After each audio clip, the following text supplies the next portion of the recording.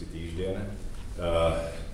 Som rád, že sú tu zástupcovia všetkých klubov, tak ako to bolo avizované už po úspešnej minuloročnej sezóne.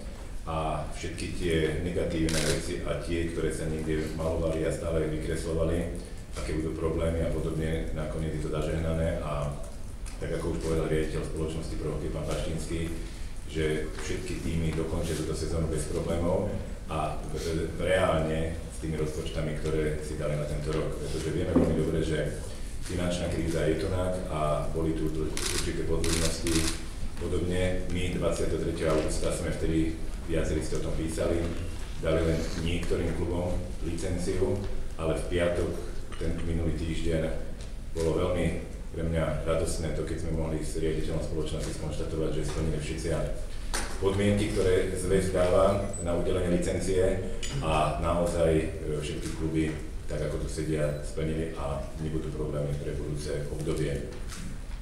Verím tomu, že aj keď sme o tom už veľakrát rozprávali odchodom Slovana, že sa zníži nejakým spôsobom extraliga, podľa mňa nebude to tak, bude to ďalšia výzva pre ďalšie týmy, naozaj uspieť a odviesť čo najlepšiu robotu. Bude tam ďalšia vec zapojených viacero mladých hráčov, o ktorých sme už dlhé roky bojovali a o to sme chceli, aby tá liga nebola nejaká prestárnutá, ale aby tam bolo čo najviac mladých hráčov.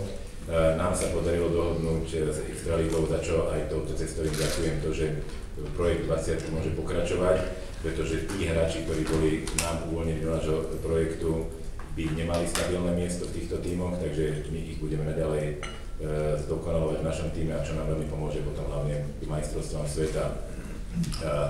Verím, že aj keď sa stretneme počas sezóny, že budeme konštatovať, že ľudia si nájdu cestu na zimné štadióny, že bude dosť veľký záujem o jednotlivé zápasy. Som rád, že aj Bratislava nestráca Extraligu tým, že 20 sme dali do Bratislavy, bude hrávať v Bratislave, takže aspoň divák v Bratislave bude mať možnosť jedenkrát vidieť každé extraligové družstvo u nás tu a verím tomu, že naozaj tí hráči, ktorí budú hrať tento rok v Extralige, odvedú maximum preto, aby sa aj potom dostali do tej záverečnej prípravy na majstrovstvá sveta do Švédska a Fínska.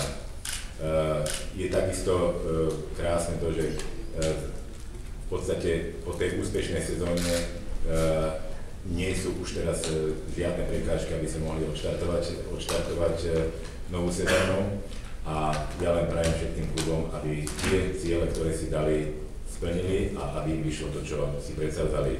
Máme nováčika v tomto roku v našej Extralige Piešťany, kde určite bude hokejový boom.